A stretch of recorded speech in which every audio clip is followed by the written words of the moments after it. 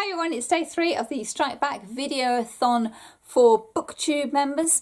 If you don't know anything about this, I will leave a link to Ben Sanders' channel down below that tells you all about it in there, so you can catch up, join in, jump on the bandwagon. But effectively, it's all booktubers out there. We're doing this thing called Strike Back Videoathon just to build up traffic, show YouTube we are here, that, you know, you've changed your monetization goals. We're going to rise to the challenge and we're going to do it. So day 3 is favourite fantasy reads, which can be any number of reads, but I'll try and keep this short for you. And it's not limited to any age group, so it could be YA, adult, middle grade, children's, whatever you want to do, as long as it's fantasy. So obviously fantasy has many different subgenres, so I'm expecting to see in some of these videos lots of dark fantasy, urban fantasy, and you name it, there's a fantasy out there for it. But I've picked 7 books from a range of age groups and a range of styles, so there might be something here that you've not read that you might want to try. So first up, The Chronicles of Narnia by C.S. Lewis. This is all 7 stories in here. This is one of my favourite books because I was given to it as a teenager. I was allowed to spend my Christmas money on it. But specifically my favourite one is obviously The Lion, the Witch and the Wardrobe, which follows 4 children as they fall through into Narnia, where it's always winter but never Christmas, and an evil white witch rules, and the children have to help defeat her and fight alongside Aslan, who is the great lion. But he's not a tame lion, he is wild. My other favourite in the Narnia series is The Silver Chair. I think a lot of that has to do with the BBC production of it though, because I love Puddleglum in there, and it was only many years later that I actually discovered Puddleglum in the TV series was played by Tom Baker, who obviously was the 4th Doctor, which I didn't know anything about at the time, but I really remember loving Puddleglum hugely. So The Silver Chair is one of my favourite reads as well, but particularly one of my favourite dramatisations. So Chronicles of Narnia, if you've not read it, please don't let the Christian line of it put you off. They are very simple, classic children's fantasy stories. They are worth a read. For slightly older children, I've got First Aid for Fairies and Other Fabled Beasts. This is part of the Fabled Beast Chronicles by Larry Donn. These are set in Scotland and involve lots of fairy tale creatures like fairies, centaurs, dwarfs, you name it, we come across it. And most of these stories, there are 4 books in this series, and I have read them all and they're all really wonderful. But they all tend to link with some sort of Scottish mythology. So if you want to learn a bit about the mythology of Scotland, and certainly very much how Scotland is as a country, I mean the descriptions in here are really good of landscapes and sort of atmosphere and that.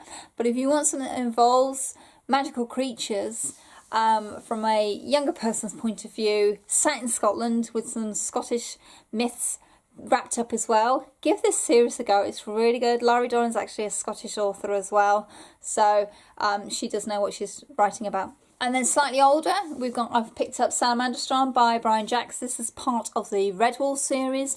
I've picked Salamander Storm because it's probably my favourite, because it involves the badgers more than the mice at Redwall, and it's more of a battling story and right from wrong, and obviously there were sea rats and weasels and all that.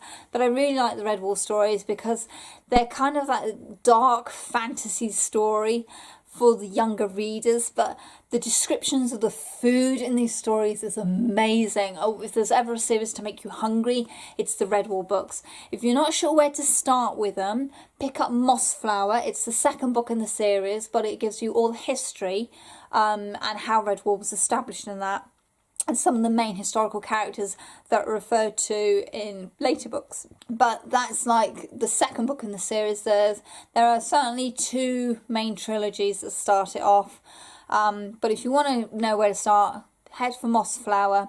Then it'll be Redwall and Matameo if you want to carry on that storyline. Salamander Storm follows another slight line, and so does Mario of Redwall, which comes just before this one. A book series many booktubers will know is the Percy Jackson series, written by Rick Riordan.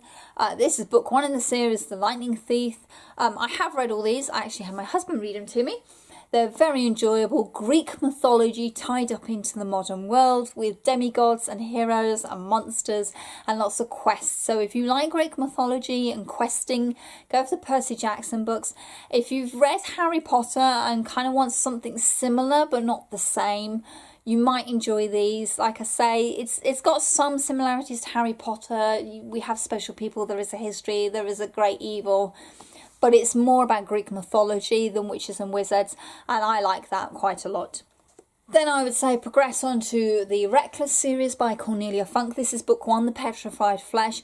This is set in an alternative world in Germany.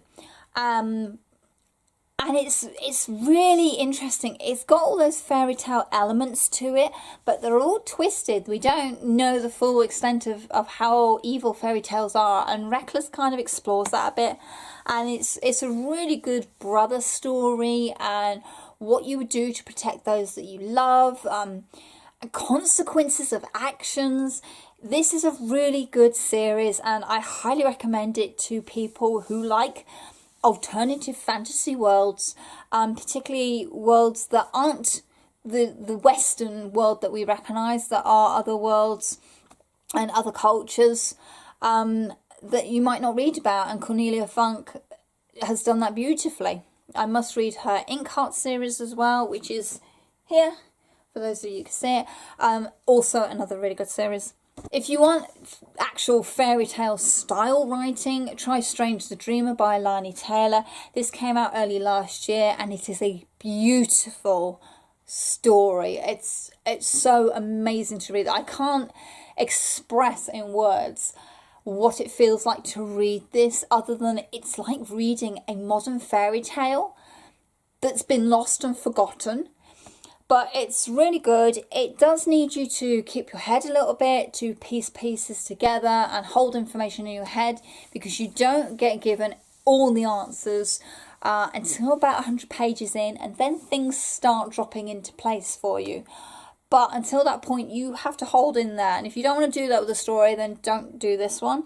But if you do like that, and you like the idea of mythical lands and fairy tales and gods and powers and war and loss and hatred, this is the book for you. Highly recommended.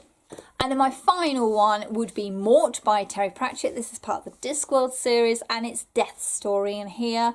Death takes on an apprentice. He's had enough and wants a bit of time off, so picks up this young lad called Mort.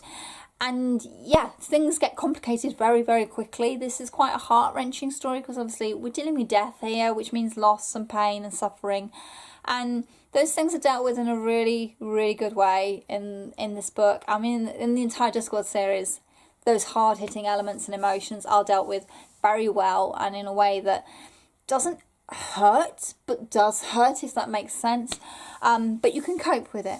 So yeah, I'm going to say Mort would be my favourite one. So there are my fantasy favourite reads. I kind of wish we'd picked sci-fi for this question, because I've got a lot more of them, but never mind. And that was day 3 of the Strike Back Videoathon. If you want to do this, please again check Ben Sanders' page out down below, because he's got all the info you will need. And the whole point of this Strike Back Videoathon is to highlight a small booktuber out there, and small is in inverted commas because nobody's small in booktube, and just shout them out on the end of the video. So I have Bookish Cheryl. There-ish, it's not bad. I will leave a link for her channel down below for you to go and check out. I have recently subscribed to her, and I really like her video style. She's very gentle, very easygoing, very pleasant to listen to. So please go and check her out, show her some love, subscribe and watch some of her videos. Let's all just support each other. So I will also be leaving other booktubers and book bloggers down below as well in the description box. Please go and check out those guys. Also down there you can find my social media links. Go and say hi. There's also my book blog down there if you want to do that kind of thing. That's fine. If you don't worry. Please tell me your favourite fantasy reads in the comments below. Leave me links to your videos. I will go and check them out. Don't worry if they go in the spam box. I do go and check that on a regular basis. And as always, thank you very much for watching, and happy reading. Bye!